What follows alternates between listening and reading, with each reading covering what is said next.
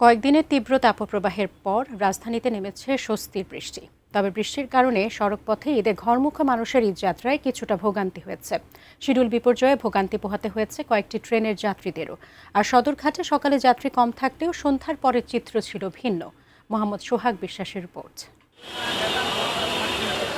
সকালের শুরুটা আলো ঝলমলে হলেও দুপুর নাগাদ হঠাৎ ঝড়ো হাওয়ায় সব পাল্টে যায়।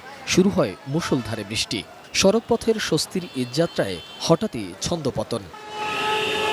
রাজধানীর ছায়দাবাদ বাস টার্মিনাল থেকে দক্ষিণাঞ্চলের ২১ জেলাসহ দেশের বিভিন্ন গন্তব্যে বাস চলাচল করে। সোমবার সকাল থেকেই এখানে ঘরমুখো যাত্রীদের যথেষ্ট চাপ দেখা যায়। মহাখালী বাস টার্মিনালেও ছিল যাত্রীদের ভিড়। বাস টার্মিনালগুলোতে অতিরিক্ত ভাড়া আদায়ের পাশাপাশি বাস স্বল্পতার অভিযোগও যাত্রীদের। ঢাকা সায়দাবাদ থেকে কুমিল্লা জেলা কোম্পানিগঞ্জও যাচ্ছি। কুমিল্লা কোম্পানি আদর্শের ভাড়া ৩৫০ রাখতেছে, ১০০ টাকা বেশি রাখতেছে। ঈদের উপলক্ষে আইতে ওইখানে খালি আসে, এই কারণে আপনার ১০০ টাকা করে ভাড়া নিতেছে।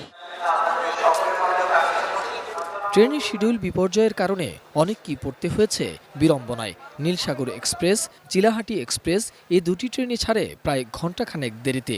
যদিও দেরিতে ট্রেন ছাড়লেও প্রিয়জনদের সাথে ঈদ করতে অবশেষে যেতে পারছেন, তাতেই খুশি যাত্রীরা। ট্রেনে উঠতে পারছি, এটা আসলে সৌভাগ্যের বিষয় যে এখন বাড়ি যাইতে পারবো ইনশাল্লাহ। এখন বাড়ি যাওয়ার আনন্দ, কষ্ট তো একটু করতে হবেই। ট্রেনে এই শিডিউল বিপর্যয়ের কারণ জানান স্টেশন ম্যানেজার কবির উদ্দিন।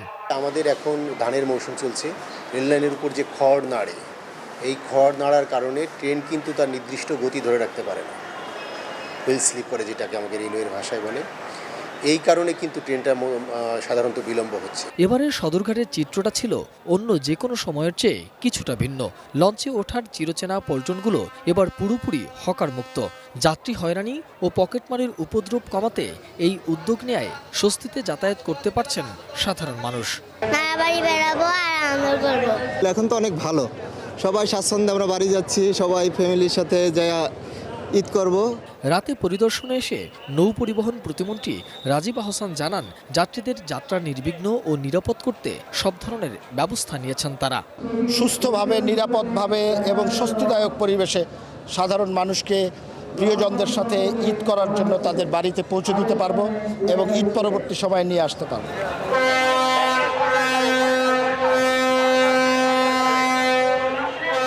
কিছুক্ষণ পরপরই লঞ্চের সাইরেনের শব্দ, সেই সাথে ঘরে ফেরা মানুষের বাড়ি ফেরার ব্যাকুলতা। তারা বলছেন ঈদ যেমন আনন্দের, তেমনি তারা আনন্দে বাড়ি ফিরতে চান, নিরাপদে পরিবারের কাছে, মায়ের কাছে, সন্তানের কাছে ফিরতে চান।